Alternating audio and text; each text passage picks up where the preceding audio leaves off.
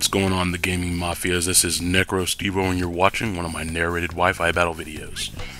Today's match is a battle. Of course, this is an OU match, but it's kind of just bring whatever you want match, but it's a battle against AshFanGirlLisa. She has a YouTube channel, so be sure to go check it out. This was a really interesting match. We both kind of just brought what we felt like. If you notice, there's kind of an underlying theme to her team. Those are all Pokemon that Ash had or has at some point in time in the series. I just kind of brought a smorgasbord of things that I wanted to try out, and that's what we're going to do. So I start off with Ninetales here. Ninetales is there primarily to let Dreamworld Leafeon get the Chlorophyll ability to double its speed. I didn't want to get hit by a rock climb or a rock slide, so I go out into Regirock here. I think she predicted me to predict the normal type attack and go out into my Mismagius. But, you know, that worked out too. Tauros does go for Earthquake. This is an offensive Regirock. I have 3 different Regirock. And I just go for Thunder Wave because I wanted to slow it down and set up my rocks. That's the plan here was. I did know that she has, you know, Pikachu and stuff like that on some other teams. And so I knew she had access to some things like Grimworld abilities, but seeing Intimidate on Tauros, I wasn't sure what to expect. Now, I went for Rock Slide there just to hope for the flinch or the paralyzation. I really should have just set up my rocks.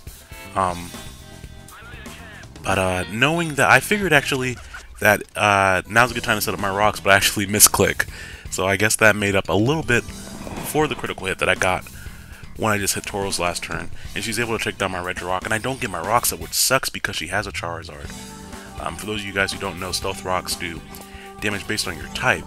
So a Charizard being weak to being 4 times weak to rocks will lose half of its HP switching in, whereas something like Ninetales will only lose 25% because it's only 2 times weak to rock.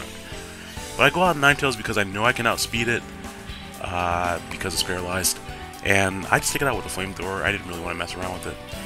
And here I wasn't really sure what Charizard was going to do. I just wanted to stay in and Intoxicate in case it tried setting up or something weird like that. Kathy has a really kind of a weird set. It has max speed and a lot of HP and not that much special attack. And it has Flamethrower, Toxic, Energy Ball, and I've been going back and forth between Sunny Day and other weird moves like Imprison based on what I'm facing. But here I just go out into Vulgaris. I figured it'd be a good move to do so because if she's going to keep on attacking, I don't really have anything that I want to switch into a Sun boosted fire attack. So I end up sacrificing Vulgaris so that I can get a safe switch into Shadar, whom I know can outspeed Charizard unless she's running a weird Scarf build, but of course she's not running a Scarf because she switched from Air Slash to Fire Blast. So that is not something that I have to particularly worry about. Now she goes out into Butterfree, and I really did not want this thing to set up. I could put something to sleep, Quiver Dance up, that would be annoying. I'm going to go out into Alpha Bass to try to bounce her Spore or her Sleep Powders back at her. And I bounced the Stun Spore back, but it misses, so I guess Butterfree was able to see its own attack coming back at it quickly enough to dodge it. And knowing that she'd probably switch, or that if she didn't switch and she went for the Quiver Dance or something like that, right now I'm faster, so I can Baton Pass and go out into the appropriate counter.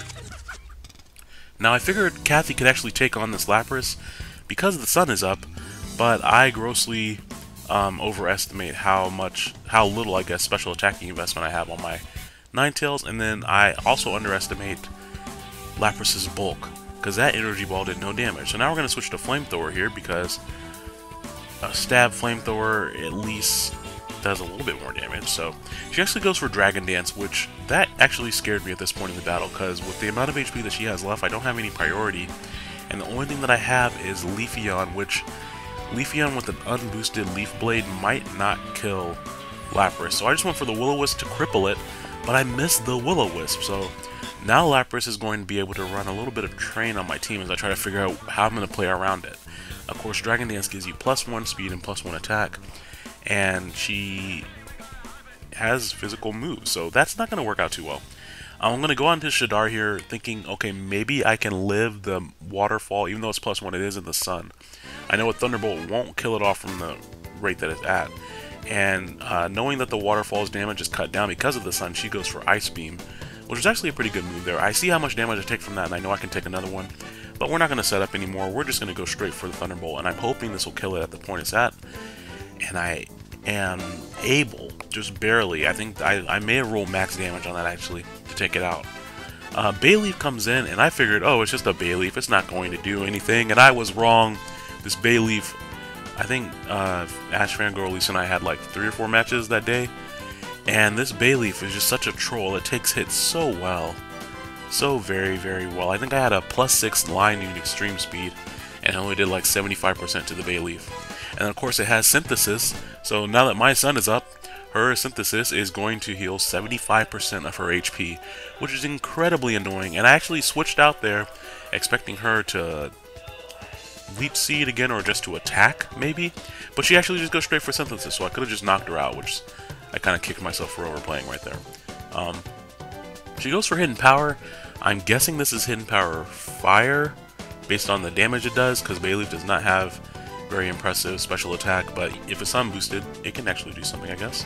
And that Swords Dance return does not do enough damage. In fact, her Hidden Power Fires are basically doing more than my return attack. So here my aim was to not waste those Sword Dance boosts, and I'm just going to go over to something else.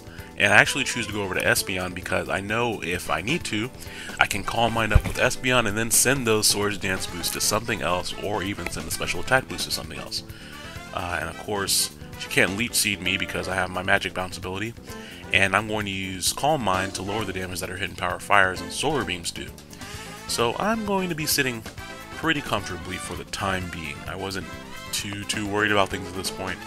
I still actually can't hit Bayleaf that hard, so I'm happy that she is forced to switch out right there. She brings in Butterfree, and I know that I'm faster unless she has, again, a random Scarf on something because I have max speed.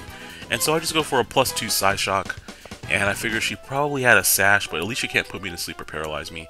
She does have the Sash, and she is just going to go for a Bug Buzz, and I was like, okay, I have +2 special defense, maybe I can actually take this relatively well. And that does not do as much damage as I thought it was going to, so I'm going to be able to finish off Butterfree with a second Psyshock. Of course, Butterfree is slated to return to the series at some point here in Best Wishes, so we'll see him again. I wasn't sure what Pikachu wanted to do. I was worried about it earlier. I didn't want to go for electric attacks because it might have had Lightning Rod. But she actually just goes for Thunderbolt. No nasty plot setup, no fake out, no sub-focus punch from, Fortune, none of that. So that's going to be alright, because with those special defense boosts, I'm going to be able to take the hits very well. Even though I did actually do a sizable chunk of damage with Pikachu holding a Light Ball. But I was able to take those pretty well. So now I'm going to hit the Bayleaf here, and even after all the damage my Espeon did to those other Pokemon, I cannot 2-hit KO Bayleaf with Psyshock. So expecting her to just Synthesis up again, I'm going to go for another Calm Mind. She actually misclicked last turn and went for Leech Seed, I'm pretty sure. And it looks like she's just trying to get a crit, because I think if she has all special attackers left, she can't really touch my Espeon.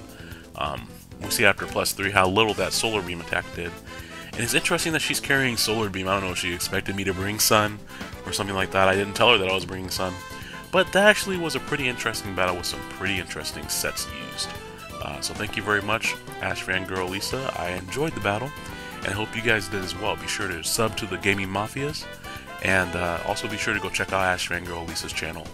And sub to my channel if you are so inclined to have more Pokemon battles or breeding tutorials or all those good things. Hope you guys have a great Tuesday, or whenever this goes up, and I'll talk to you all later. Bye.